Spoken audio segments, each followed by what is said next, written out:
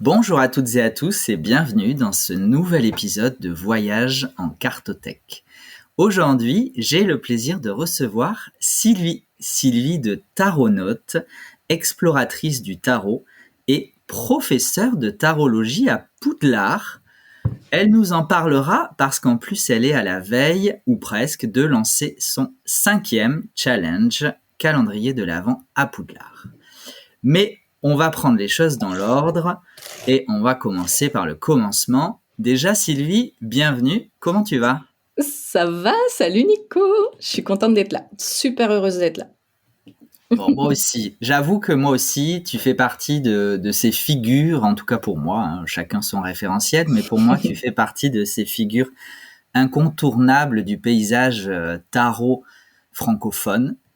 Et tu fais partie des personnes qui m'ont accompagné dans mon exploration du tarot, justement. Et en plus, tu as cette petite particularité de mêler tarot et univers Harry Potter, ce qui n'est pas pour me déplaire. C'est parfait. Ça déplaît à très peu de gens, tu sais. Je comprends. En fait, non, finalement, on va commencer par l'actualité, puisque j'enchaîne avec Harry Potter. Alors, commençons. Comme d'habitude, rien n'est préparé. C'est parfait. Sur ce challenge, du coup, ça a vraiment contribué à booster ta notoriété, ta communauté, si on peut employer ce mot-là. Ouais, c'est ça. En fait, j'ai lancé ce challenge en décembre 2019, si mes souvenirs sont bons. C'est la 5e année en 2023, donc normalement, si mes calculs sont bons. En fait, j'ai lancé ce challenge alors que j'en étais au tout début de mes explorations tarologiques de manière, je veux dire, professionnelle. J'en parlais sur Instagram, etc. J'ai lancé mon activité professionnelle autour du tarot en mars 2019, officiellement. Et ce challenge tarot de l'Avent à Poudlard, en fait, à la base, c'était vraiment un kiff ultime pour moi, déjà. De créer un challenge tarot. C'était pas le premier challenge tarot que je créais, mais c'était le premier challenge tarot centré sur la pop culture. Et qui dit septembre, octobre, novembre, décembre, dit Poudlard chez moi. Donc voilà. Donc je me suis beaucoup amusée à créer ce premier challenge. Et en fait, ça a pris une envergure un peu inattendue pour moi à la base.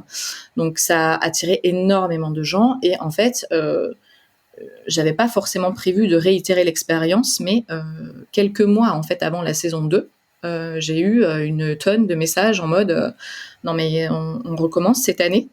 Et donc j'ai fait ok, on recommence cette année. Saison 2, 2e tome, c'est parti. Et donc là, on en est à la 5e édition déjà. Donc voilà. Bravo, parce que ça doit quand même demander pas mal de travail. Oui, ça demande du taf, mais à partir du moment où je prends plaisir dans le processus, ça demande de l'énergie, des ressources, du temps, on est d'accord, mais c'est pas vraiment un travail, quoi. On est d'accord, genre. Explorer le tarot à Poudlard, genre, c'est une passion plus qu'autre chose. Donc, il n'y a pas de problème de ce côté-là. D'ailleurs, tu es même venu à créer la Tarot Quartz. Donc moi, je suis élève de la Tarot Quartz, première et 2e année. J'en suis très fier. Je suis pas là pour faire la promo, mais c'est juste que c'est comme ça. C'est pour ça que je t'invite, parce que j'aime ton travail de base et ta vision aussi du tarot. On y viendra.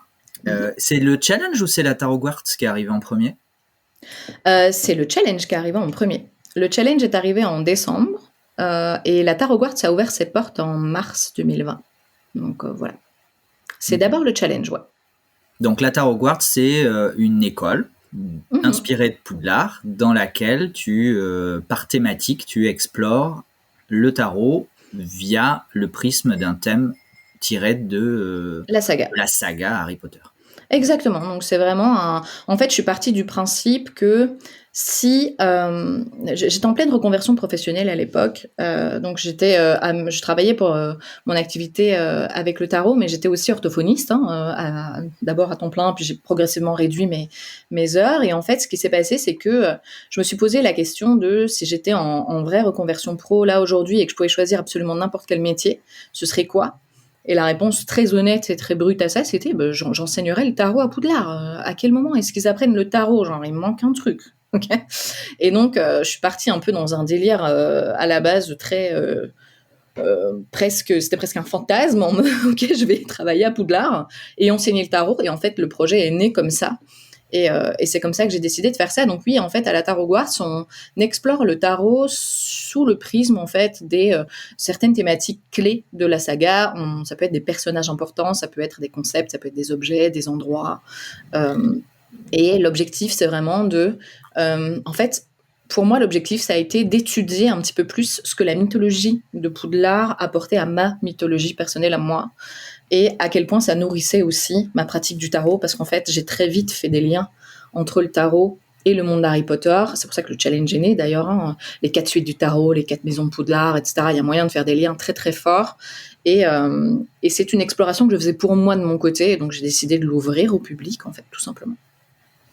Et pour revenir sur la thématique de ce podcast, la cartothèque notamment, j'imagine que le fait qu'il y ait, à l'époque aujourd'hui plusieurs jeux de cartes tarot, notamment sur la thématique Harry Potter, a contribué à cette démarche. Peut-être, je sais pas, c'est toi qui va nous dire.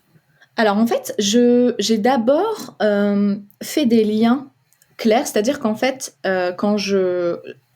si on se remet dans le bain dans le contexte de 2019, en fait, à la naissance de ce challenge, septembre, c'est généralement le moment où je reprends un tome d'Harry Potter au hasard et où je le lis. Voilà, c'est chaque année depuis que j'ai 11 ans, c'est ce que je fais. Okay.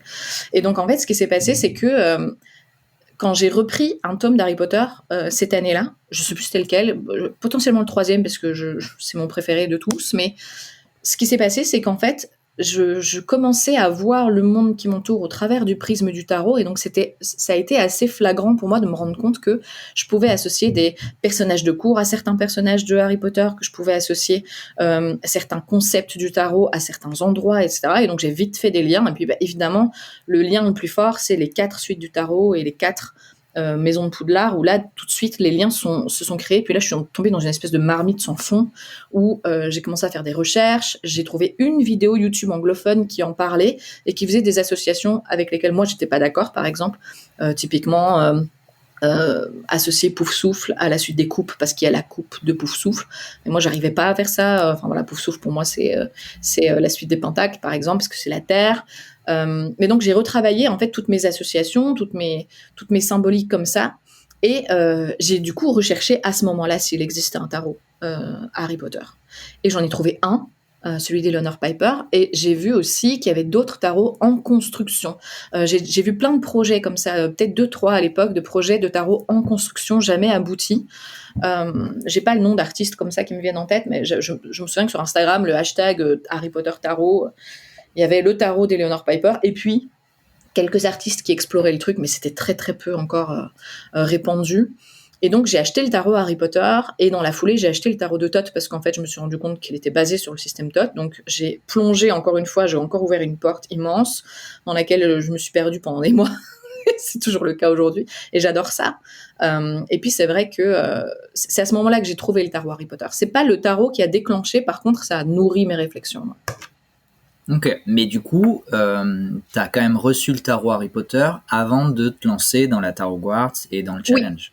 Oui, tout à fait. En fait, c'était plus ou moins... Je pense que le tarot Harry Potter, je l'ai reçu... ça devait être en novembre ou décembre 2018. Vraiment, donc 1 an avant. Donc, j'ai vraiment nourri cet apprentissage pendant presque une année avant de créer le challenge, en fait. De mon côté, toute seule, comme une grande. Génial. Et tu l'as tellement nourri que tu as quand même abouti à la création d'un jeu de cartes. Alors, pas un tarot pour le coup, un oracle. Mais c'est que, voilà, vraiment, tu es tombé dans la marmite. Tu parlais d'une marmite sans fond, là, et clairement. Ouais. Ça a ouvert. C'est ça que. C'est assez incroyable parce qu'en fait, c'est l'histoire de ce jeu de cartes, de l'oracle sur demande, de ce jeu que j'ai créé, en fait, c'est un besoin profond de revenir aux sources de l'œuvre, parce que je pense qu'il y a quelque chose de profondément important quand on aime une œuvre de pop culture telle que Harry Potter. Ça peut être n'importe quoi, ça peut être Seigneur des Anneaux. Je sais qu'il y a énormément de gens qui accordent une importance primordiale à la mythologie de Tolkien, par exemple, ce que je respecte profondément. Ça fait juste pas partie de mon bagage, mais Ce qui se passe, c'est que il y a eu un besoin à un moment donné de ma part de revenir à l'essence de ce que m'a procuré cette saga quand je l'ai découverte, c'est-à-dire à travers les mots. Je fais partie de cette génération où en fait j'ai lu les 3 premiers tomes avant de voir le premier film.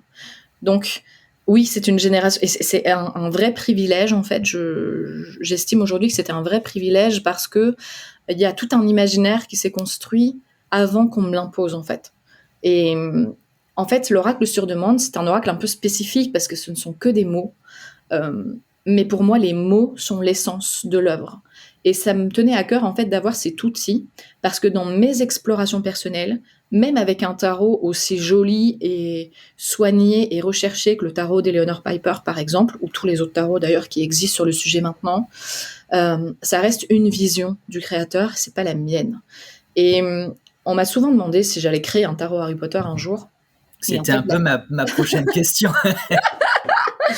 En fait, j'ai pas envie de créer un tarot Harry Potter, j'ai envie de créer un taronaute, genre, qui me ressemble. Mais Harry Potter fait tellement partie du paysage que c'est pas possible de l'intégrer. Mais par contre, je veux pas. Mon objectif, c'est pas de créer un tarot Harry Potter. Mon objectif, c'est de créer un tarot de ce que moi je comprends de l'œuvre et ce que ça m'aide à traverser. Et donc pour ça, j'ai besoin d'un outil comme l'oracle sur demande.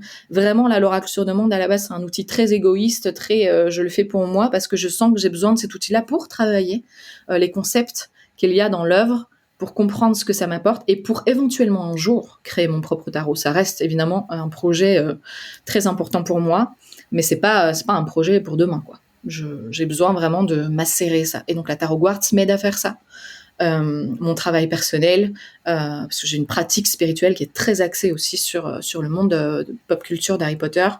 Et en fait, c'est ce qui m'aide à faire en sorte que je pense que ce tarot naîtra un jour, mais il ne sera pas... Je pense que les Potterheads ou les fans d'Harry Potter verront tous les clins d'œil et les choses qui sont importantes à travers ce tarot, sans que ce soit un jeu explicitement potterien. Donc voilà. Intéressant, très mystérieux, mais hyper intéressant.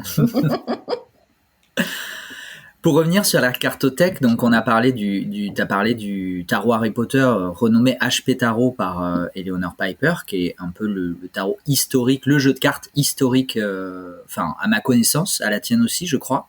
Oui, c'est le premier.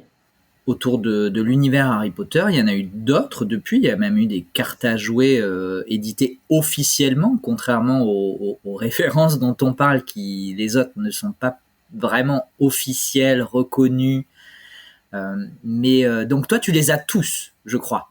Je dois les avoir tous, ouais. À ma connaissance, ouais, il y en a peut-être un ou deux qui farfouillent sur Etsy un petit peu, mais que j'ai pas acheté. Mais j'en ai pas mal, ouais. J'en ai quelques-uns. Je crois les avoir tous. Mais c'est important pour toi. Alors en tu fait, nous racontes ouais. un peu voilà, qu'est-ce que ça crée en toi le fait de les avoir tous? Est-ce que tu les utilises? Est-ce que c'est juste pour ton exploration personnelle? Voilà. J'ai une pratique du tarot qui est très vaste, hein. C'est pour ça que taronaute, c'est pas pour rien, là, c'est l'exploration du tarot, je me mets pas de limite dans l'exploration de l'outil. Et en fait, le fait d'avoir plusieurs versions d'un jeu, d'une œuvre de pop culture comme Harry Potter, pour moi, ça me permet de confronter des perspectives différentes. En fait, c'est la même chose que quelqu'un qui va peut-être collectionner les jeux pour confronter les perspectives d'autres créateurs, sauf que là, c'est une niche, en fait. C'est une niche dans l'exploration. Mais je trouve ça intéressant parce que c'est souvent en discutant avec des élèves à la Tarot Quartz, par exemple, qui ont une vision bien spécifique, par exemple, de la maison Serpentard. Moi, j'ai une vision de Serpentard, par exemple, d'une maison reliée au travail de l'ombre, avec les cachots et la salle commune sous le lac. Il y a quelque chose de très... Il faut plonger dans les profondeurs, et puis il y a quand même quelque chose d'assez sombre autour de cette maison, et puis peut-être des grands incompris dans cette maison. Enfin, il y a ce genre de vibe. Et il y a des gens pour qui, par exemple, Serpentard, c'est la maison, c'est douillet, c'est l'accueil, c'est le réconfort, etc. Et en fait, je suis complètement OK d'entendre ça. Et ça m'intéresse, en fait, de l'explorer. Parce que ça me permet d'élargir, en fait, ma compréhension de cet univers-là et de ce qu'il a pu, en fait, aider ses fans au travers des décennies, ça fait quand même plus de 20 ans maintenant que c'est là, à se construire en passant de l'enfance au stade de jeune adulte. En tout cas, c'est généralement la période dans laquelle on découvre Harry Potter. Et je trouve ça intéressant. Donc, avoir plusieurs jeux Harry Potter, pour moi, c'est super important parce que ça me permet, déjà parce qu'il y a pas de jeu Harry Potter parfait sauf pour celui qui le fabrique. Ça, c'est une évidence. Comme il n'existe aucun jeu de tarot parfait sauf celui que vous fabriquez pour vous. Enfin, voilà, c'est comme ça. Mais par contre, de confronter les perspectives, ça nourrit la mienne, en fait. Donc, ça fait partie de mon exploration du tarot, c'est de m'ouvrir à des perspectives qui sont différentes. C'est pour ça, d'ailleurs, que j'ai une collection de tarot, outre ce que j'ai au niveau Harry Potter. J'ai une collection de tarot extrêmement variée, diverse. Il n'y a aucun pattern dans ma collection. Parce que j'aime explorer, justement. Donc oui, c'est important. J'ai beaucoup de jeux Harry Potter, et s'ils continuent d'en sortir, je continuerai d'en acheter. Parce que ça m'aide, en fait, tout simplement. Ben merci. Et puis en plus, tu m'as amené la transition parfaite pour ouvrir au-delà de Harry Potter. On voit que tu maîtrises la com, et tu avais même lancé un podcast à un moment. Mais tu faisais en solo, le petit aparté. Ouais, j'avais lancé le podcast Taronautes, le Tarot Talk. En fait, j'avais cette envie avec le podcast d'offrir des ressources courtes et rapides et qu'on peut consommer de manière. En fait, c'était un exercice pour moi surtout de synthèse parce que c'est pas mon fort. Et donc le podcast en 1 heure et demie, pas de problème. Genre demain, je suis la plus forte, il y a aucun souci. Par contre, de synthétiser en un message clair, etc. C'est un exercice intéressant à l'époque aussi parce que j'écrivais des mails quotidiens notamment à mon audience, et donc ça m'aidait à synthétiser, à aller droit au but, à trouver l'information dont les gens qui se lançaient dans le tarot notamment avaient besoin. Donc c'est pour ça que je m'étais prêtée à l'exercice. Ça veut pas dire que je tournerai plus d'épisodes, mais c'est quand j'ai envie. Voilà. Si ça me lasse un petit peu, je fais une pause. J'y reviens si j'en ai besoin. Je laisse si c'est ok. Mais il y a pas de problème. Mais oui, le podcast, j'aime bien la com. J'adore ça, Nico. Pas de problème. Tant mieux. Ça m'aide, ça m'accompagne sur ce deuxième épisode où j'en suis encore qu'à mes débuts. Mais j'ai envie de te poser une question avant d'aborder plus en profondeur ta cartothèque et sa constitution, etc. Qui me vient, c'est qu'on parle effectivement beaucoup de tarot. Je l'avais précisé de toute façon dans l'épisode de Bienvenue, l'épisode introductif, qu'effectivement, au sein de la cartomancie, le tarot, en tout cas dans mon référentiel, a quand même une place particulière. Là, on parle aussi énormément de tarot, même si on a évoqué ton oracle sur demande. Est-ce que toi, tu utilises exclusivement le tarot et un petit peu l'oracle sur demande notamment, ou est-ce que tu as vraiment une pratique, et donc une collection de cartes extrêmement variées, du tarot, de l'oracle, du petit Lenormand peut-être, de la carte à jouer? Comment tu navigues au sein de toute cette multitude de systèmes cartes? Alors moi, pas de limite. Encore une fois, j'explore tout. Donc le tarot est central, mais par exemple, quand j'ai commencé à renouer un petit peu avec ma pratique du tarot, j'ai d'abord acheté un oracle en mode, ok, ça me fait moins peur, genre. C'est un peu souvent ce que j'entends aussi, des gens qui rentrent dans le monde de la cartomancie ou des jeux de cartes dans un but d'accompagnement, de guidance, de divination, peu importe, qui passent par les oracles parce que c'est plus rassurant, parce que quand même le tarot, ça fait peur, il y a beaucoup de choses à apprendre, etc. Il y a un peu cette appréhension-là. Moi, je l'ai fait par curiosité d'abord, d'acheter un oracle, parce qu'en fait, ce qui me plaisait à l'époque, c'était qu'il y avait énormément de thématiques d'oracles, et j'avais l'impression, avec ma vision un petit peu étriquée du tarot à l'époque, que c'était pas le cas des tarots, qu'il y avait le tarot de Marseille, le tarot Rider, et puis point, en fait. J'avais pas conscience qu'il y avait énormément de tarots différents. Donc, je trouvais ça un petit peu moins fun, en fait, un petit peu moins coloré, un petit peu plus barbant, pour être complètement honnête. Et donc en fait, j'ai pris un oracle que j'ai plus là maintenant, je sais plus ce que c'était. Ça devait être un oracle sur les animaux, un truc comme ça. Et en fait, j'ai trouvé ça intéressant, et en même temps il y a quelque chose qui m'attirait profondément dans le tarot, qui était la structure. Moi je suis quelqu'un de très académique, de très studieux, j'adore ça, et donc quand j'ai vu qu'il existait des bouquins immenses sur la structure du tarot, etc., je fais ouais, c'est mort, il faut absolument que j'étudie ce truc, ça a l'air génial.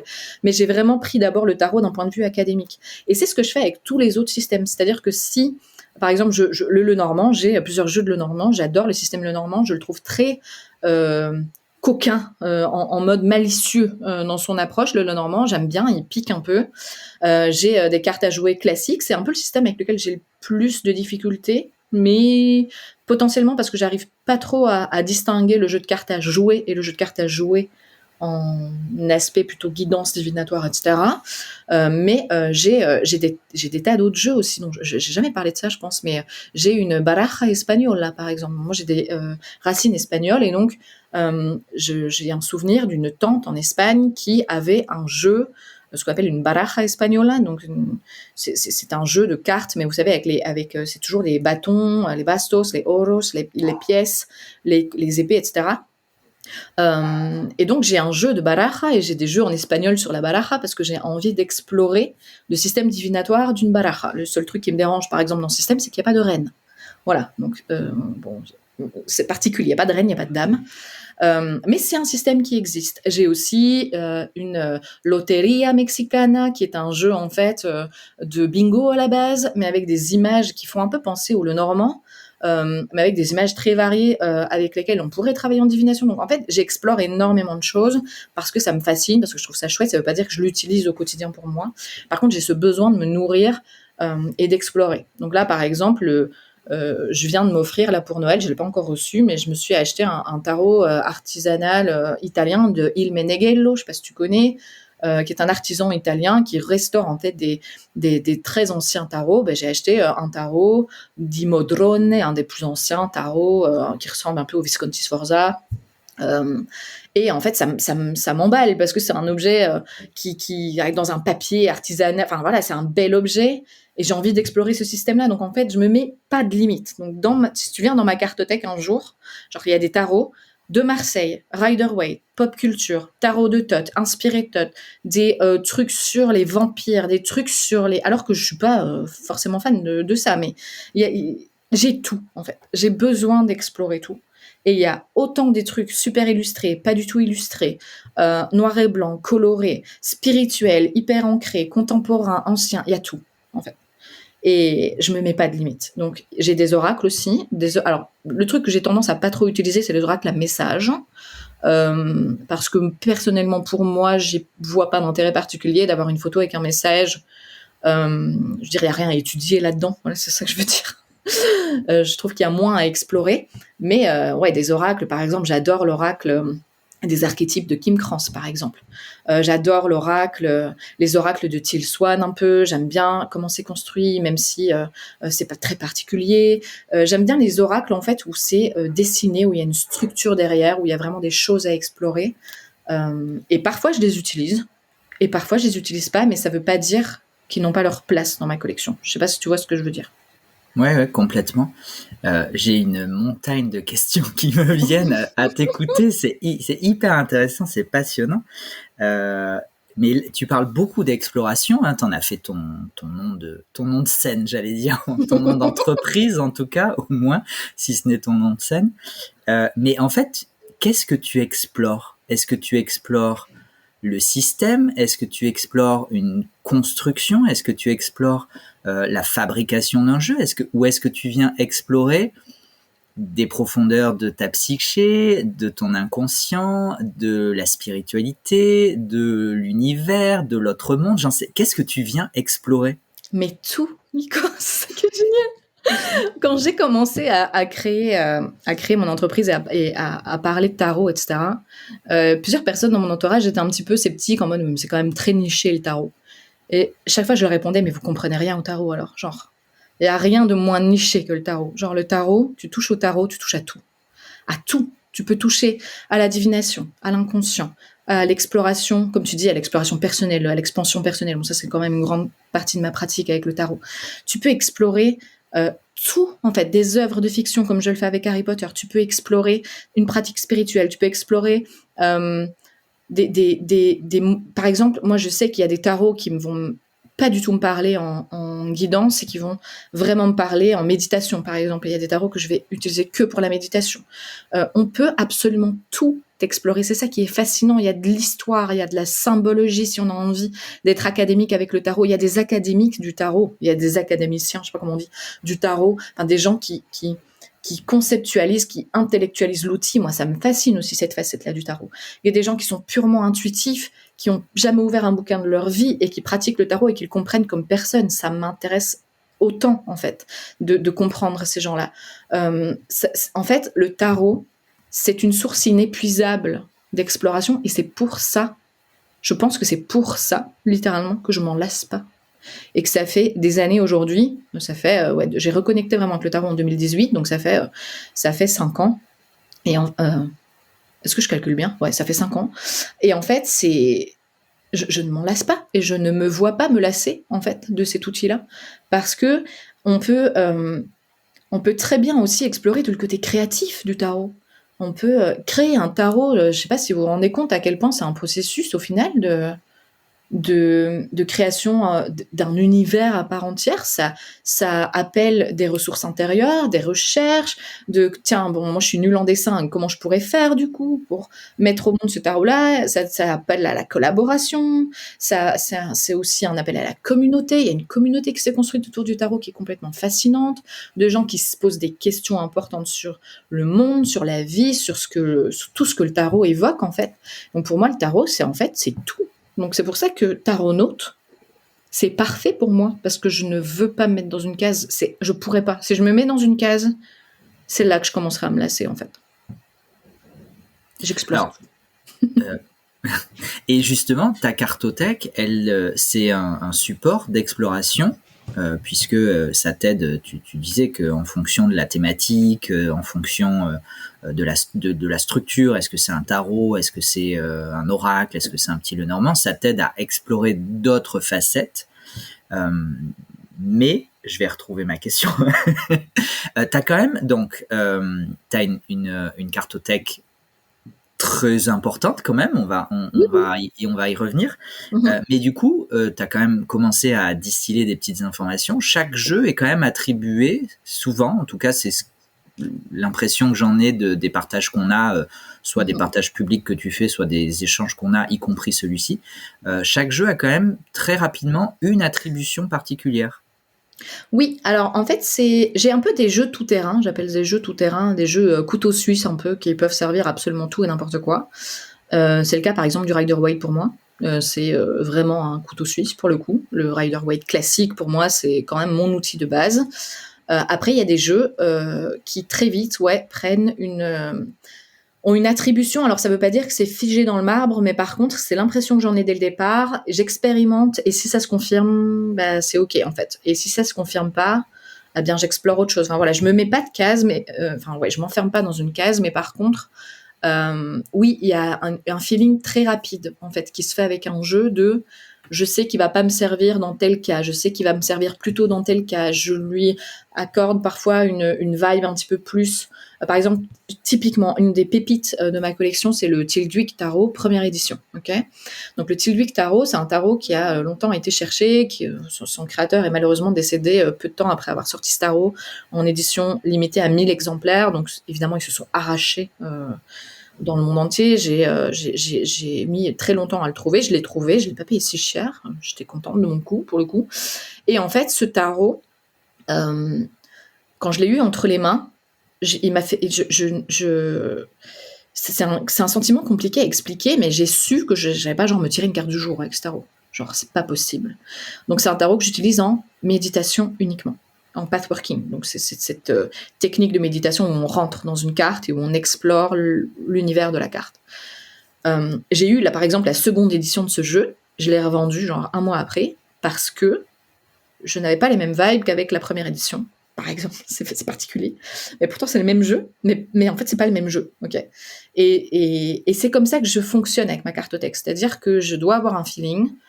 Je sais que les jeux qui sont dans ma cartothèque aujourd'hui sont là pour une raison. Généralement, je me sépare des tarots que j'appelle muets. Voilà, les tarots muets sont ceux qui me parlent pour rien. Eux, ils partent, par exemple. Mais donc, oui, ils ont une attribution généralement, même si c'est pas, encore une fois, c'est pas figé. Mais j'arrive à sentir assez vite comment je vais pouvoir utiliser un jeu. Ouais. Si je fais une vieille métaphore claquée de voyage, chaque jeu de cartes est un véhicule qui a sa propre destination et du coup tu montes dans le véhicule quand tu prends un jeu de cartes et et il t'emmène là où en fait il doit t'emmener. C'est un peu ça, mais je dirais même en fait plus précisément que le jeu n'est pas le véhicule, mais le jeu est l'univers. C'est-à-dire que moi j'ai une conception du tarot un peu j'aime bien dire que c'est un microcosme, un tarot. Donc pour moi, le tarot est un univers, mais par contre, ça me permet, c'est un peu comme un médium en fait. Si tu veux, si je veux explorer quelque chose, en utilisant un tarot, je mets un peu un outil facilitateur entre moi et ce que je veux explorer. Et en rentrant dans l'univers de ce tarot, je mets de la distance en fait entre moi et ce que je veux explorer. Ça me permet d'avoir des indications que j'aurais pas pu avoir autrement.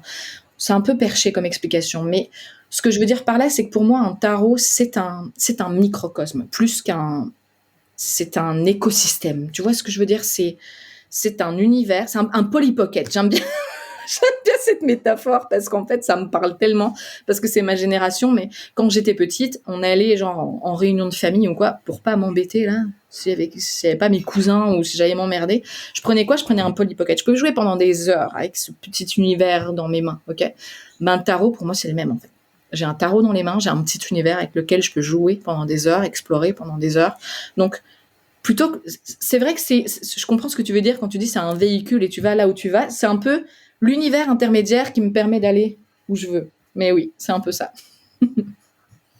Et c'est l'objet qui te guide ou c'est quand même toi qui insuffle la destination à l'objet? Tu vois ce que je veux dire? Ouais, je dirais que c'est une co-création. Je dirais que c'est moitié-moitié. Genre, c'est un peu...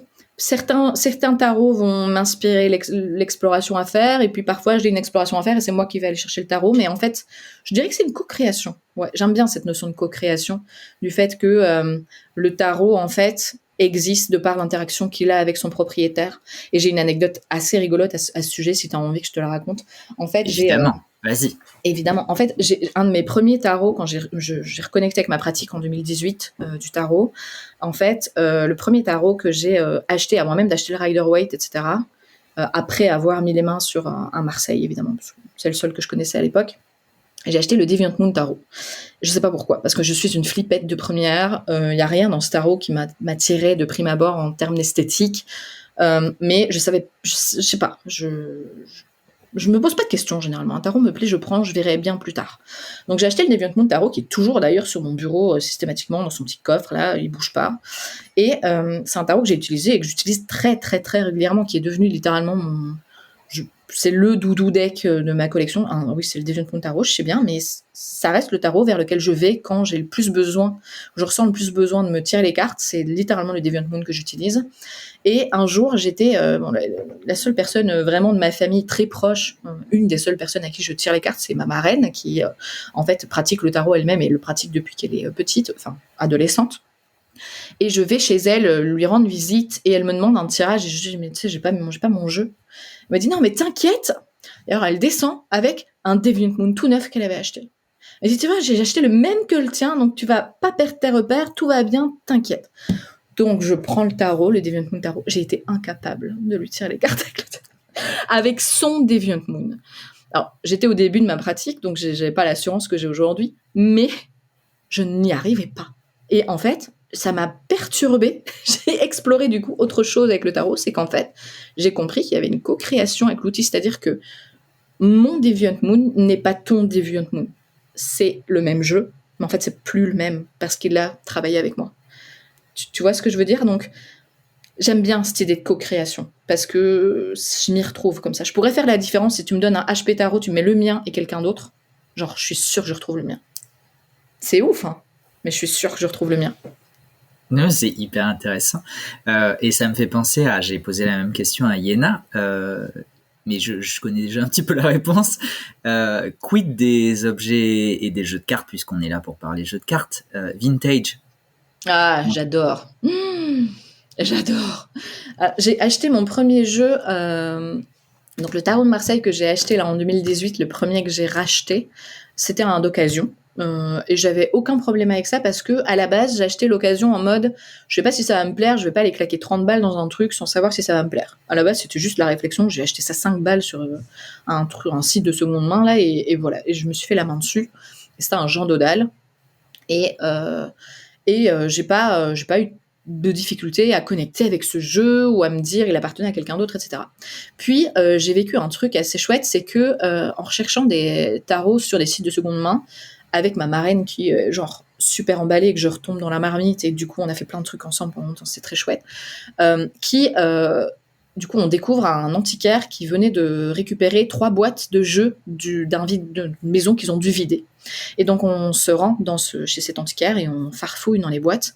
Et il y avait quelque chose de particulier dans le fait de sentir dans les mains des jeux utilisés par une dame qui habitait dans un village à côté du mien et qui tirait les cartes depuis des années. Et donc, par exemple, mon nouveau tarot Paladini, qui est un tarot que j'adore, que j'ai depuis très longtemps aussi, eh bien, par exemple, toutes les majeures sont toutes noires et puis les mineures pas du tout, parce qu'on voyait bien qu'elle utilisait que les majeures de ce jeu, par exemple. Et je trouve qu'il y a quelque chose de particulier et jamais de la vie je vais aller purifier un jeu comme ça. Mais jamais. Genre, je veux pas qu'il soit mien, alors je vais acheter un neuf avec sous plastique made in China, il y a pas de problème. Mais ce que je veux dire, c'est que si j'achète un jeu d'occasion, je vais prendre les énergies de ce qu'il a vécu avant, parce que ça fait partie de son histoire, en fait. Et comme il y a cet aspect co-création, en fait, pour moi, dans le tarot, je co-crée avec l'individu, l'égrégore qu'il est devenu au contact de quelqu'un d'autre avant. Et ça nourrit la pratique autrement, je trouve. Donc, pas de problème. Les jeux vintage, plus c'est vieux, mieux c'est. J'adore ça. J'ai un jeu très ancien dans ma collection, un seul jeu très ancien. C'est un Grand Lenormand de 1890, 1890 pour vous, qui est un grand... Je ne joue pas avec un Grand Lenormand, pas du tout. Mais quand je tiens cet objet dans les mains, je visualise au travers de combien de mains il est passé, dans quel contexte il a été acheté au 19e, à la fin du 19e. Enfin, moi, je trouve ça fascinant. Donc, oui, non, j'adore acheter des jeux d'occasion. Vraiment. Aucun problème. Mais finalement, neuf ou d'occasion, il y a quand même des jeux qui restent muets, puisque tu parlais du Deviantmoon de ta marraine, avec tout à fait le tien, du coup, alors qu'il était neuf, a priori, tu disais qu'il était quasi neuf. Ah, elle venait de le déballer, ouais. Elle venait de le déballer, c'est pas le tien, et là, par contre, tu connectes pas. Non, mais c'est particulier parce que c'est comme si... je sais pas si je peux trouver une métaphore pour faire comprendre un petit peu le feeling que c'est, mais c'est un peu comme si... je sais pas, c'est comme si tu avais un cousin avec lequel tu as repris contact et en fait tu t'entends super bien avec lui et c'est parfait, c'est génial et tu as une super connexion, et puis en fait ce cousin te dit « Oh mais en fait j'ai un frère jumeau » et que son frère jumeau arrive, et en fait avec lui, genre c'est le même, c'est copie conforme, mais genre la discussion se fait pas, la conversation s'engage pas, mais alors que si j'avais rencontré le jumeau peut-être d'abord, j'aurais eu un lien avec lui et pas avec l'autre. Enfin, tu vois ce que je veux dire? Il y a vraiment un feeling de il est muet parce que j'ai créé une connexion avec un autre avant. C'est particulier. Mais c'est comme ça que je l'ai ressenti en tout cas. Ok, je comprends. Du coup, je vais revenir, puisque tu as commencé à distiller un petit peu le début, tu es retombé, tu as bien utilisé le mot retomber dans le tarot, dans le tarot, mais encore une fois, c'est plus large que ça. Mais dans le tarot en 2018, ça veut dire que tu étais déjà tombé dedans avant. Exact. En fait, ce qui s'est passé, donc cette fameuse, moi je l'appelle toujours ma marraine la bonne fée, parce que c'est elle qui... j'étais très proche de ma marraine quand j'étais petite, j'étais tout le temps avec elle, et en fait ma marraine avait un tarot de Marseille, un Lenormand, un pendule, probablement un Madame Indira, ces jeux, une oracle de la triade, oui, ces jeux anciens, assez années 80, très ancrés dans ces années-là, et en fait elle avait ça sous son oreiller. Et je me souviens qu'elle me disait, je la voyais souvent tirer les cartes à ses copines, de loin, je trouvais ça fascinant, mais elle me disait souvent, elle avait cette superstition, en tout cas, cette croyance que il y avait que elle qui pouvait toucher ses cartes, ce qui est complètement respectable.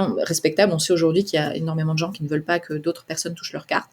Et elle me disait souvent, c'est pas des cartes pour les enfants, parce que moi je voyais que j'avais 6 ans, donc vraiment je voyais ça comme un jeu, quoi. Donc je voulais toucher les cartes. Elle me disait non, mais je préfère pas que tu touches, etc. Bon, évidemment, la première chose que je faisais quand elle n'était pas, c'était chez ma grand-mère, donc généralement ce que je faisais, c'est j'allais dans sa chambre quand elle n'était pas là et j'allais shipper ses cartes, genre.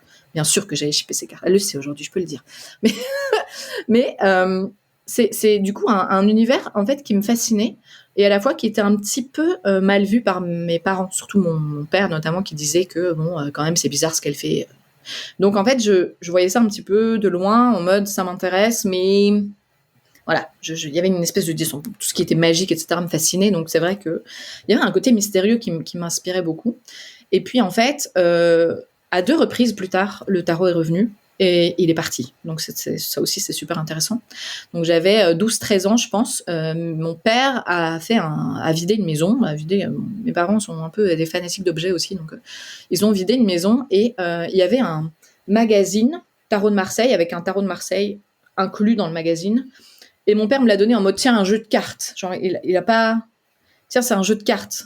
Ok. Et donc, j'ai ouvert le truc et là, je suis tombée évidemment dans l'univers en mode j'ai lu le magazine, Tarot de Marseille, Divination, euh, les tirages, la croix celtique et tout ça, c'était tout décrit dans le magazine. Et j'avais un tarot de Marseille. Et en fait, j'ai échangé ce jeu avec ma cousine contre une peluche qui me faisait envie depuis que j'étais petite. Donc, j'ai laissé partir le tarot. Ok. Sans me poser de questions, hein, genre, j'en avais pas. Ok, c'était intéressant, mais voilà, c'était pas le moment. Et puis la dernière fois, avant que je replonge complètement, c'est le premier jour où je suis rentrée à l'université. Donc je commence mon parcours universitaire pour être orthophoniste et j'ai pas cours avant 11h et du coup je me balade à la Fnac de la ville où j'étudie et j'achète, je ne sais pas ce qui m'a pris, j'achète un tarot qui s'appelle La boîte à attirer les cartes. C'est un tarot qui n'est plus édité là maintenant je pense, mais qui a été édité quand même pendant pas mal de temps, que j'ai payé 15 balles, basé sur les systèmes Rider-Waite avec une esthétique un peu Desperate Housewives, comme ça, ménagère des années 50, un truc voilà, un petit peu dépassé, mais bon. J'achète le truc, je rentre dans mon studio étudiant et je me fais un tirage en mode super, je suis contente parce que je venais de m'acheter ce truc et je sais pas pourquoi, je reconnectais avec un truc intéressant de l'enfance là pour le coup. Et je me tire une carte en mode, je tire une question purement divinatoire, oui, non, genre, est-ce que je vais réussir mes examens en première session, un truc comme ça. Et je me souviens que je me chope genre le 10 d'épée, genre la pire carte qu'on puisse avoir et tout. J'étais là, oh non, j'ai fermé le jeu, je l'ai tapé dans ma bibliothèque et il est resté là pendant 4 ans. Les 4 ans que j'ai vécu dans ce studio, j'avais un tarot sous le nez tous les jours. Genre, à quel point ça. Je l'ai plus jamais ressorti. Je l'ai récupéré chez mes parents, je l'ai maintenant. Il est dans mon armoire, je ne le laisserai plus jamais partir. Mais à quel point c'est incroyable, à quel point le premier jour, en fait, où j'entame ma carrière professionnelle, en fait, j'ai décidé que j'allais être orthophoniste, le tarot me fait un pied de nez, genre, attends, t'es sûr qu'il n'y a pas quelque chose à faire avec ça? Donc voilà, c'était super intéressant. Et puis, au détour d'une vidéo YouTube en 2018, par hasard, un truc favori, bien net, je sais plus quoi, d'une youtubeuse, elle parle du tarot de Marseille, et là, je me souviens, c'est un peu ça qui se passe, je me souviens, et là, par contre, voilà, c'est fini. Là, j'ai plus jamais fermé mes portes, et maintenant, bah, c'est mon job, en fait. Donc voilà. Petite question, tu les as eu tes examens en première session ou pas du coup? Mais classique, mais bien sûr. Après, j'ai interprété le après coup. Quand je me suis souvenue de cet épisode, c'est surtout que je me faisais énormément de tracas pour ces examens, alors qu'il n'y avait pas besoin. En fait, c'est la suite des épées, on est d'accord. Je me faisais énormément de soucis parce que ces premiers jours à l'université, même si j'ai toujours été très académique, très studieuse, et que j'aimais ça, ça reste l'université. Genre, c'est l'inconnu, on sait pas. Ça se peut, en fait, j'en sais rien, je suis nulle. Petit peu ce sentiment-là, en fait, qui m'habitait en ce premier jour-là, alors que j'avais même pas suivi mon premier cours, quoi. Mais bien sûr, j'ai réussi ma première session, mais tranquille. Et donc finalement, tu es tombé la première fois et tu retombes dedans via le tarot de Marseille. Oui, ouais, première porte. Alors, ok. Donc là, comment tu cours racheter un tarot? Tu en ressors un du fin fond de tes placards? Comment ça se passe? Alors là, du coup, à ce moment-là, j'ai pas de tarot en ma possession, parce que même le tarot que j'avais acheté à la Fnac pendant mes études était dans une caisse quelque part chez mes parents. Mais du coup, là, ce que j'ai fait, c'est que du coup, c'est là que j'ai acheté un oracle en mode il y a ça aussi qui existe, mais finalement, genre une semaine après, je me suis acheté un tarot. C'est là que j'ai acheté le tarot de Marseille Jean Dodal d'occasion. Et j'ai lu ce que je lisais un peu partout autour du tarot de Marseille à l'époque, qui était le livre de Jodorowsky. Avec lequel j'étais pas très contente, j'étais un peu fâchée. Je l'aimais bien au début, et puis en fait j'étais un peu fâchée. Parce qu'il faisait l'apogée des mineurs, et puis quand on arrivait aux mineurs, il y avait rien. Donc ça m'a saoulée, en fait. Je comprenais pas pourquoi on n'utilisait que les 22 majeurs d'un jeu. Ça me frustrait très fort en sachant qu'il y en avait 78. Je connaissais rien au Rider à l'époque, rien. Je savais même pas que ça existait. Donc oui, j'ai ouvert la porte avec le Marseille à plusieurs reprises et encore aujourd'hui, le Marseille, il a quand même une place un peu particulière dans ma pratique. En fait, le Marseille a un côté sacré plus que n'importe quel autre tarot pour moi. Je le sors qu'à des rares occasions. Et ce qui est intéressant, c'est par exemple, toujours aux alentours de mon anniversaire, mois de mars, j'ai une envie irrépressible de sortir le Marseille. Et j'ai ça depuis 2018, du coup. Genre, je ressors le Marseille tous les mois de mars, je sais pas pourquoi. Voilà, c'est comme ça. Et c'est un tarot, en fait. Je pense que de par son côté ancien, de par son côté un peu historique, de par son côté aussi où l'égrégore de ce tarot a été nourri quand même depuis vraiment longtemps, de cet aspect divinatoire, etc. J'ai quelque chose de particulier avec lui. Donc, ouais. Et comment tu passes de un tarot de Marseille à une collection qui aujourd'hui comprend, tu dois connaître ton chiffre structuré comme tu es? Il y a plus de 300 jeux dans ma collection.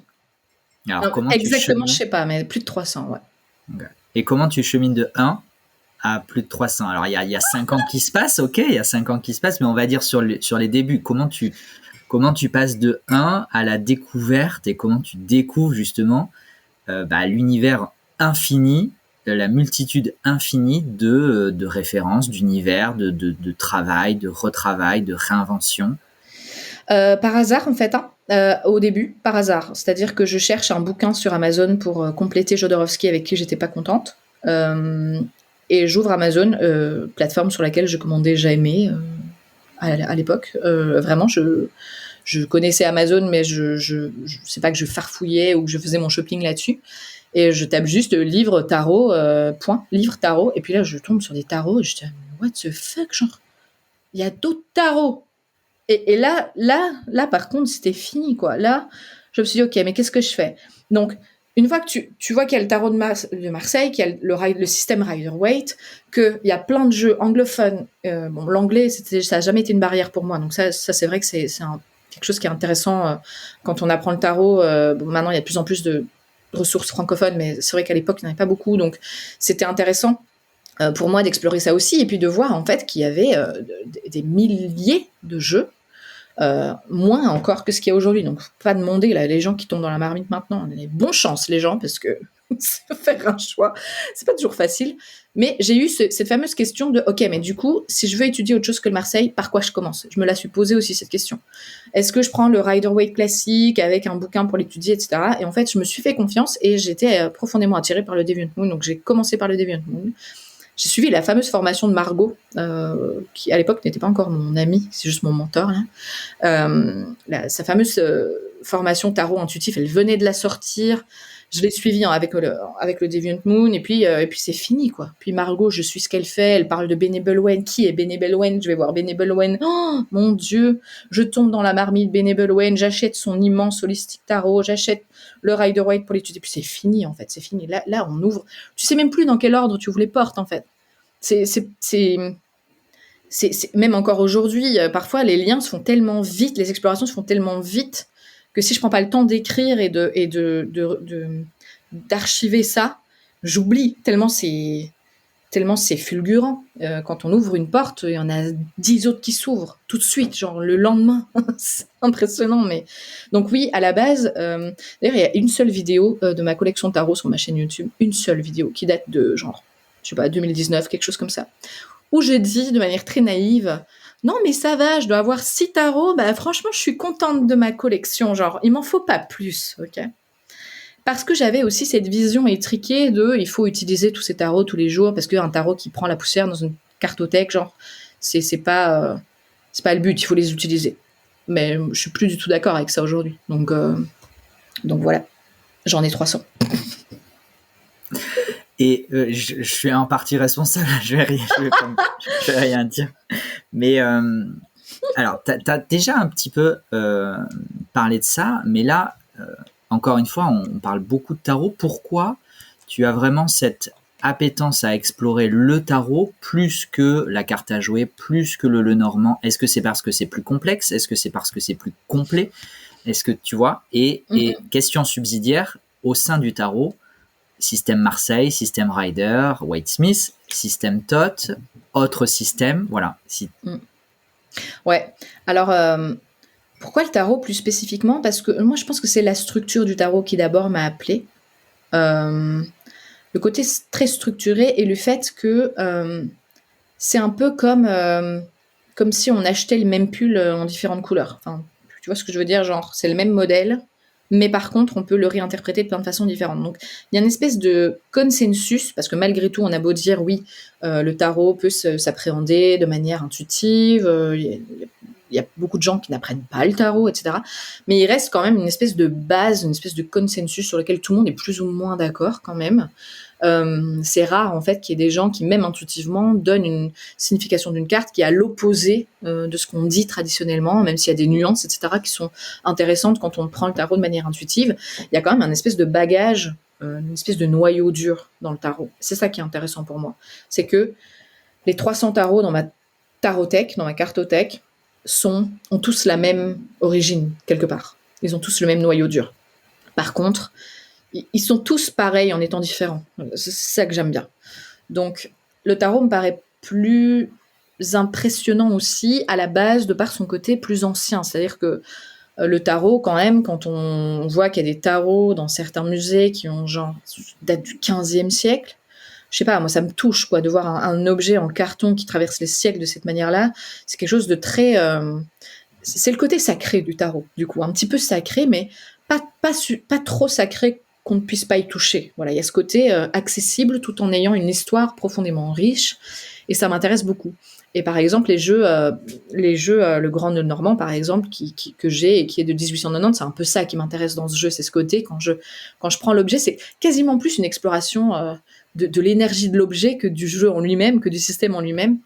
Mais le tarot, il y a ce côté quand même un peu plus ancré dans un folklore, dans une histoire, dans une mythologie un petit peu, qui me fascine un peu plus. Et au sein du tarot, j'aime profondément les 3 systèmes parce qu'ils ont tous les 3 une vision spécifique de ce noyau dur, justement. J'aime le Marseille parce qu'à la base, il n'y a aucune preuve qu'il ait été utilisé pour la divination ou pour toute autre pratique ésotérique ou autre. Mais malgré tout, les gens l'ont utilisé pour ça. Ok, pourquoi pas? Intéressant. Pourquoi? Comment? Je trouve que dans le Marseille, il y a beaucoup de gens qui utilisent le mot opératoire pour les jeux de type Marseille, et je trouve ça intéressant. C'est-à-dire que le terme opératoire, alors je vais pas donner une définition exacte, mais c'est vraiment ce que moi j'en comprends.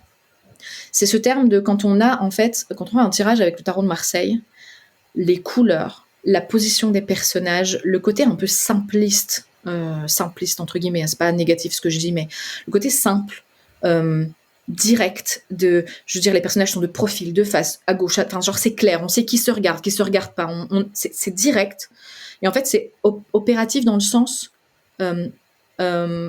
ça impacte l'inconscient très fort, genre la projection est quasiment immédiate. Et avec le Marseille, moi j'ai ça, c'est-à-dire que quand j'ai besoin d'un tirage qui va être intense et qui va questionner des choses importantes pour moi, généralement c'est le Marseille que je prends, parce que je sais à quel point parfois ça va me toucher, je sais pas encore pourquoi, et de travailler pendant plusieurs semaines avec ce tirage-là en particulier, généralement en 3 cartes, j'ai très peu de tirages en plus de 3 cartes, ça a un impact différent, comme si ça impactait la psyché différemment. Voilà. Ça, c'est un peu l'interprétation que j'en ai.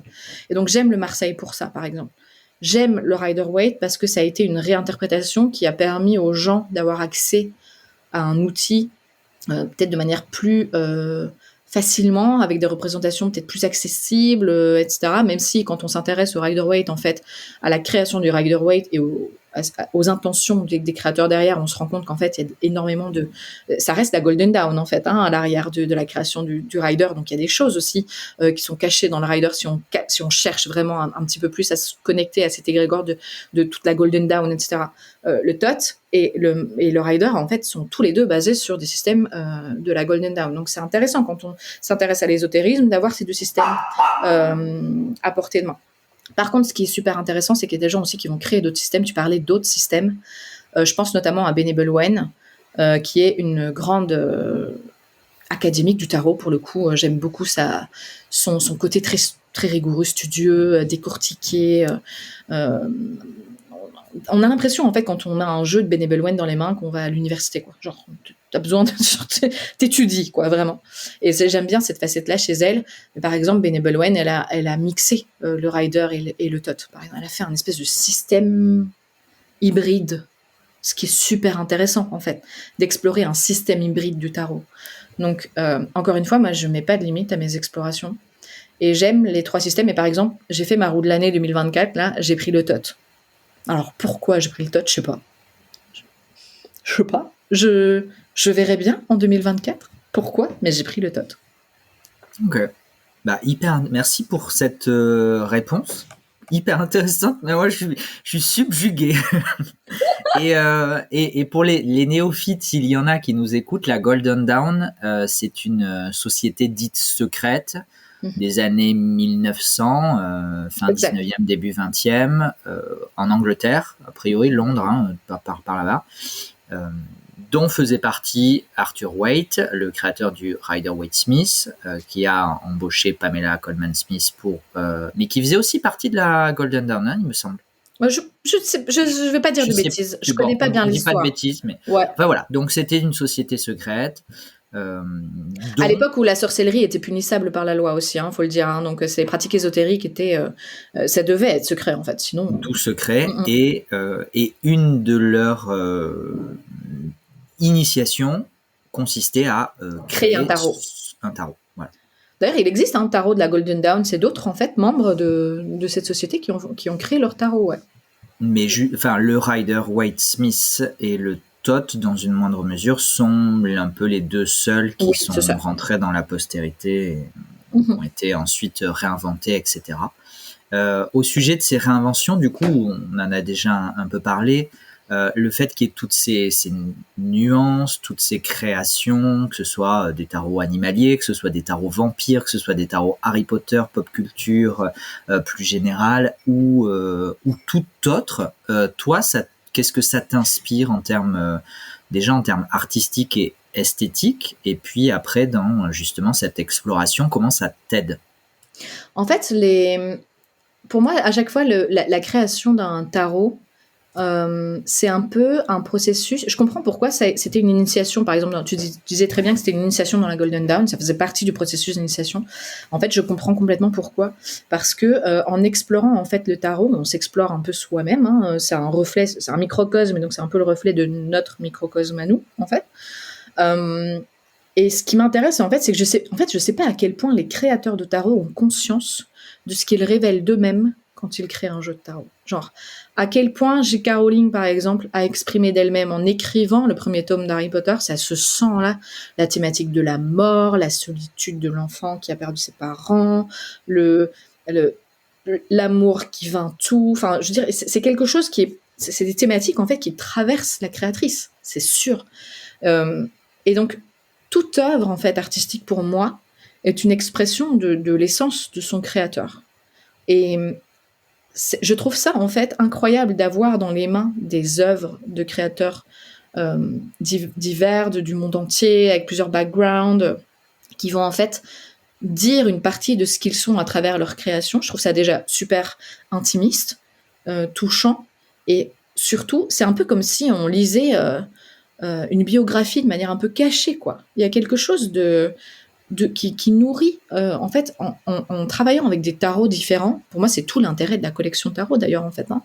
En travaillant avec des tarots différents, on confronte les perspectives du monde d'êtres humains comme nous, qui ont une perspective complètement différente de la nôtre, et ça enrichit, en fait, notre vision du monde. Donc, moi, c'est en ça que ça m'intéresse et que ça m'aide, en fait. C'est de comprendre que ma vision du monde est un filtre au travers duquel je vois le monde, mais c'est qu'une facette du diamant, genre, il y en a des millions d'autres. Et c'est pour ça que j'ai une collection aussi étendue, aussi variée, et qui touche à des sujets aussi vastes que la pop culture, que quelque chose de plus traditionnel, que quelque chose de sombre, quelque chose de lumineux, peu importe en fait. Ça m'aide à comprendre en fait, le monde d'une perspective complètement différente de la mienne.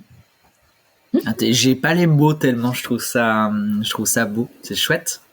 C'est chouette. Et je comprends tout à fait. Je pense qu'on sera nombreux et nombreuses à te rejoindre là-dessus.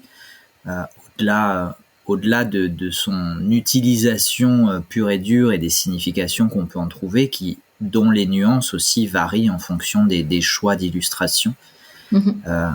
Toute cette profondeur, ça m'a fait penser en t'écoutant à une métaphore que tu utilises souvent. Hein. Je te rends quand même l'origine de la métaphore. Tu parles souvent de Horcrux quand tu parles de tarot.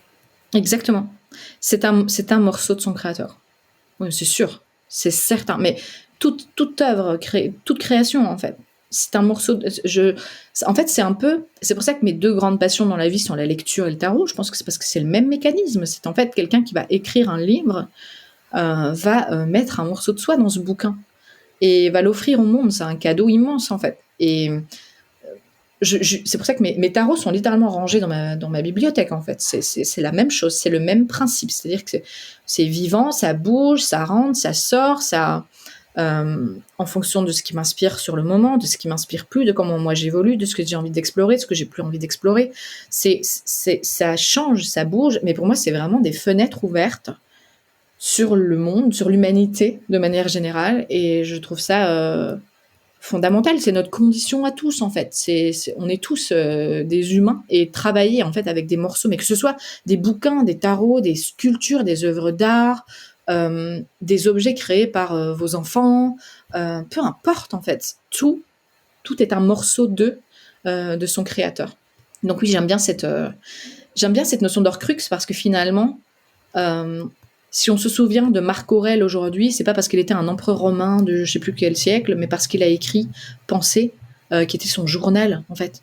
Et il a écrit un journal qui était potentiellement pas destiné à être publié, mais aujourd'hui, il y a encore des gens, 2000 ans après, là, qui lisent un morceau de Marc Aurèle, et Marc Aurèle vit à travers ses œuvres. Donc il n'y a pas plus parlant que Horcrux pour ça. Genre l'Horcrux qui littéralement contient un morceau de ton âme et qui t'empêche de mourir. Alors évidemment, dans Harry Potter, il y a une notion très sombre derrière, mais c'est ça, en fait. C'est quand on crée quelque chose et qu'on met un morceau de soi dedans, on continue de vivre à travers ça. Et comment tu articules cette vision de l'Horcrux, cette pratique et cette exploration en co-création dont tu parlais un peu plus tôt, et ta vision, je pense pas que je vais faire de révélation, tu en as déjà parlé, ta vision animiste de la vie, et notamment, puisqu'on est là pour parler de ça, de ta cartothèque. Alors, en fait, c'est vrai que j'ai une vision animiste depuis très longtemps. Enfin, je sais que quand on parle d'animisme, il y a des mots à employer, des mots à pas employer. Je vais peut-être faire des bourdes, je m'en excuse d'avance, mais je pense que, par exemple, les enfants sont animistes de naissance. Par exemple, d'essence, je veux dire. Quand je vois ma fille donner un nom à ses peluches, je veux dire, accorder des attributs, par exemple, à des objets qui sont dans sa chambre, etc. Pour moi, il y a quelque chose d'animiste là-dedans. Quand Sacha cueille une fleur et qu'elle parle à la fleur en disant « désolée », c'est tellement mignon. Mais en fait, pour moi, il y a quelque chose d'animiste là derrière, de comprendre qu'en fait, les choses qui nous entourent ont une âme aussi. Genre, elles existent parce qu'elles sont là. Et donc, moi, il y a un mot que j'utilise, enfin, il y a une phrase que j'aime beaucoup dire, c'est « tout ce qui a un nom existe », en fait. C'est pour ça d'ailleurs que l'oracle sur demande vient avec un certificat d'authenticité avec un nom. Genre, j'ai nommé chacun de ces oracles parce qu'ils ont tous, du coup, avec le nom qu'il leur a attribué, une espèce d'essence déjà différente des 400 autres. Vous voyez ce que je veux dire? Donc, c'est un peu comme ça que je fonctionne. Et en fait, il y a quelque chose de... En fait, c'est particulier. Je ne considère pas qu'en fait, un tarot est... Je ne vais pas, par exemple, donner un nom à un tarot. Je ne vais pas faire ça. Par contre, je pourrais donner un nom au personnage à l'intérieur du tarot. Est-ce que tu comprends la différence? C'est-à-dire que pour moi, je ne sais pas, si je prends le Deviant Moon, son nom, c'est le Deviant Moon, tu vois, genre, je ne vais pas l'appeler Jean-Jacques, quoi, ok? C'est le Deviant Moon. Par contre, si je prends, je sais pas moi, la reine de bâton du Deviant Moon qui est genre incroyable, une des plus belles reines de bâton, c'est une de mes préférées. Genre il y a un côté très warrior dans cette reine de bâton, très j'ai des cicatrices mais je me relève. Il y a quelque chose d'assez fort, je trouve, dans cette reine de bâton. Elle, je pourrais lui donner un nom, par exemple. Je pourrais donner un nom à ce roi de bâton là du Deviant Moon, entouré de 3 enfants, parce qu'il y a quelque chose de, ils évoluent dans un microcosme, ils évoluent dans un univers qui a un nom, genre par exemple dans Deviant Moon il y a la Deviant City, ok, il y a toute la suite des pentacles, c'est un peu une espèce de ville comme ça, très ouvrière, avec des usines et des trucs plein de fumée, des trucs comme ça. C'est la Deviant City, ok. J'en ai fait une carte, par exemple, du Deviant Moon Tarot. J'adore faire ça. J'ai fait une carte du Deviant Moon Tarot, etc. Par contre, c'est les personnages à l'intérieur qui vont, par exemple, avoir un nom. Pour moi, je vais converser avec l'entité, parce qu'il y a l'énergie du tarot et puis l'énergie de chaque carte dans le tarot. Et il y a quelqu'un qui a dit quelque chose un jour, je pense que c'était Lon Milo Duquette, dans un livre sur le tarot de Thoth, qui avait dit ça. Ça m'avait marqué et je pense que c'est quelque chose sur lequel je dois encore travailler de mon côté parce que c'est pas encore tout à fait clair pour moi, mais ça m'inspire beaucoup.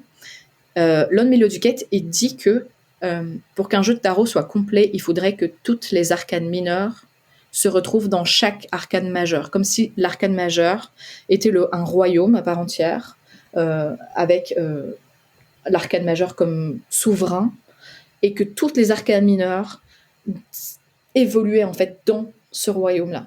Et je trouve cette idée géniale. Bon, ça veut dire que le tarot ferait 1250 cartes environ, donc c'est complètement impossible, on est d'accord. Mais c'est cette idée de un 3 d'épée sous la grande prêtresse, c'est pas un 3 d'épée sous le diable, c'est pas un 3 d'épée sous le jugement. Est-ce que tu vois la nuance là? Tu sens? Donc, le côté animiste se retrouve fort dans les cartes pour moi. Et j'ai plutôt vraiment l'impression d'ouvrir la porte d'un univers et puis d'aller converser avec les personnages. Et puis, je fais très attention aux objets qui m'entourent. Très, très, très attention. J'adore les brocantes, par exemple. Je pense que dans une autre vie, je vais être antiquaire, j'en sais rien, mais j'adore ça. J'ai littéralement au-dessus de mon bureau une étagère, c'est les anciens tiroirs d'imprimeurs remplis de petits casiers que je vais remplir de petites trouvailles, de petits objets qui m'inspirent des choses, qui me parlent en fait beaucoup. Et pour moi, tout ce qui nous entoure en fait est empreint de l'énergie de ce qu'il a vécu. Donc un jeu de tarot ne fait pas exception. C'est pour ça que je te disais que vraiment, j'ai aucun problème à acheter un jeu d'occasion. Et plus il est vieux et plus ça a d'histoire à me raconter, quoi. Super. Et je vais finir. Ça fait un peu plus d'une heure, 7 minutes qu'on discute. Je vais peut-être clôturer, sauf si après tu as d'autres choses à rajouter, avec plaisir. Mais on parlait beaucoup du passé, et du coup je vais clôturer avec une question sur le futur. Tu as mentionné ta fille. Alors, je sais que tu en as 2. Mm-hmm. Est-ce que tu les inities? Est-ce que tu quel est leur comportement, leur réaction vis-à-vis de ta collection, de ta pratique? Et toi, comment tu te comportes vis-à-vis de ça en réaction? J'ai toujours été ultra transparente par rapport à ce que je faisais. Donc quand moi j'ai introduit le tarot dans ma pratique professionnelle, Sacha, ma grande fille, avait 3 ans à l'époque seulement. Donc c'était mignon parce que c'est vraiment un âge où le mimétisme est très présent. Donc elle avait un petit hôtel avec des petits tiroirs, avec des petites pierres. Et puis j'avais un mini Rider-Waite que j'avais chopé je sais plus où. Je crois qu'on me l'avait donné en achetant un jeu d'occasion, enfin je sais plus. Elle avait ses petites cartes toutes petites sur son tout petit meuble. Et c'était mignon. C'était du mimétisme pur et dur. Aujourd'hui, par exemple, ma fille, elle dit à l'école que sa mère tire les cartes, sans problème. Et en fait, au début, j'avais un peu peur en mode, bon, ok, qu'est-ce qu'on va dire? Mais en fait, je pense que ça se démocratise tellement, et tant mieux, que je pense qu'en fait, c'est pas un problème, en fait. Et Sacha, elle est très créative, par exemple, et donc elle, son parti pris, c'est que quand je tire une carte, elle va la redessiner elle préfère les redessiner, par exemple. Elle, c'est ce qu'elle adore. Elle va prendre une carte, elle va dire, j'aime bien ça, elle va prendre comme modèle, et puis elle va dessiner, ou elle va peindre, ou elle va faire un truc. Mais donc elle a un rapport aux cartes en fait complètement normalisé. C'est-à-dire que moi ça fait partie, c'est pas caché quoi. Genre Parfois, je range ma tarothèque, elles viennent à deux. Bon, Gala fait un peu le bazar parce qu'elle a que 2 ans et demi, donc mais bon, c'est très mignon. Mais elles viennent ranger avec moi, elles regardent. Sacha, ça lui arrive plus d'une fois d'ouvrir des jeux, de regarder les cartes, de leur mettre. Donc, il y a vraiment un rapport très ouvert et j'ai pas de réticence à ce qu'elle utilise le tarot. Et puis, bon, c'est rigolo parce que elle dit à l'école, par exemple, oui, ma maman, elle tire les cartes et alors elle a une boutique qui s'appelle Taronaute. Et elle m'aide beaucoup à faire les colis, etc. Donc, elle est super ouverte. On verra bien plus tard. Hein. Elle a 7 ans, là, c'est pas. Mais tant que il n'y a pas de problème, là, j'anticipe pas forcément. On verra bien sur le coup s'il y a quelque chose à régler. Mais non, franchement, je suis assez. En fait, je pense que on dit beaucoup aussi du rapport qu'on a, nous, avec notre propre pratique. C'est-à-dire que si moi, je suis complètement à l'aise avec ça, et que je m'en cache pas, et que toute ma famille sait ce que je fais, et que c'est les premiers là à me demander des tirages là, okay, ceux qui disent que oh c'est un peu bizarre, c'est les premiers à me demander des tirages. Si clairement il y a des parents à la sortie de l'école qui savent exactement ce que je fais, j'ai déjà fait des tirages avec parents, enfin il n'y a pas de problème avec ça. Si moi j'ai pas de difficulté et que j'assume complètement ce que je fais, je pense que ce sera le cas aussi de mes filles quoi. Donc voilà. Petit message de fin, assumez les gars. Non, mais c'est vrai, c'est important par rapport au jugement qui peut y avoir, même si, comme tu le mentionnais, ça se démocratise beaucoup. C'est encore empreint de jugement, de crainte, d'incompréhension. Hein, comme d'habitude, de toute façon, la peur découle généralement de l'incompréhension, de la méconnaissance. Mm-hmm. Et aujourd'hui, des pratiques, bah tiens, finalement, on va pas clôturer, mais j'ai déjà un peu la réponse. Où on oppose souvent pratiques divinatoires, pratiques psychologiques, pratiques de guidance. Toi, je pense que tu as une pratique sacrée, pratique profane. Toi, t'explores tout. Tout. En fait, je pense que j'ai moi-même eu en fait un travail super profond et intéressant à faire par rapport à la pratique divinatoire, par exemple, où j'avais vraiment une vision du tarot divinatoire comme bon ben il se passera ça le mois prochain. Vous voyez, ça tu vois, ça me dérange un peu parce que si c'est dit à la bonne personne, je pense que la personne sait faire la part des choses, comprendre que finalement, si on est complètement honnête là, genre le tarot c'est du papier, hein, on donne le pouvoir qu'on veut à un objet. Okay. Par contre, si tu mets tout ton pouvoir dans un objet, c'est là que ça devient un peu problématique pour moi. Et ce genre de pratique, au départ, m'horripilait un peu, et j'avais tout mis dans le même paquet. J'ai compris aujourd'hui que la pratique divinatoire pouvait être complètement saine et laisser en fait du pouvoir d'action dans les mains des gens. En fonction de comment les informations étaient abordées, de comment c'était apporté à la personne et de toute l'éthique en fait derrière la pratique qu'on peut avoir. Et donc aujourd'hui, je veux pas dire que je fais. En fait, j'ai pas envie de dire que je fais du divinatoire parce que j'ai pas envie que les gens pensent. Et je pense qu'il y a vraiment une clarification à faire par rapport à ça. J'ai pas envie que les gens pensent que je fais. Je vais pouvoir donner une réponse exacte à est-ce que Kevin va revenir. Enfin, le fameux est-ce que Kevin va revenir. De un, je vois pas l'intérêt. De deux, il est où ton pouvoir là-dedans? De trois, je peux pas avoir ce genre d'informations. Mais ça veut pas dire qu'un tirage comme ça ne peut pas être divinatoire dans le sens qu'est-ce que je peux faire plus tard ou qu'est-ce qui risque d'arriver si ou ça, c'est des perspectives que je trouve super intéressantes mais qui n'enlèvent pas le pouvoir de la personne. Donc, je fais tout moi avec le tarot. Je me mets pas de limites dans les limites de mon éthique en fait évidemment et de l'éthique de la personne qui se trouve en face de moi si je tire les cartes pour quelqu'un d'autre. Mais c'est vrai qu'il y a d'un côté une espèce de désacralisation de l'objet que je trouve intéressante parce que du coup tout le monde peut acheter un tarot aujourd'hui en librairie sans avoir peur du jugement et de se dire c'est un objet qui est un peu à la mode, un petit peu répandu et tant mieux là si ça ouvre les portes à certaines personnes de cet outil incroyable. Par contre moi j'aime bien resacraliser un petit peu l'outil de temps en temps parce que j'oublie pas que le tarot m'a apporté des réflexions, les plus belles réflexions que j'ai pu avoir dans ma vie, genre c'est grâce à cet outil-là. Les plus beaux moments de synchronicité, j'ai pu les avoir avec cet outil-là. Et donc je n'oublie pas non plus que ça reste une petite cathédrale aussi parfois, en fait, dans laquelle on peut se réfugier de temps en temps. Et c'est important pour moi. J'aime le côté tout public et en même temps, parce que je veux pas que les gens se sentent interdits d'acheter un tarot. Surtout pas là, filez dans la première librairie qui vient si ça vous intéresse et allez-y. Allez sur le Salon des Arcanes.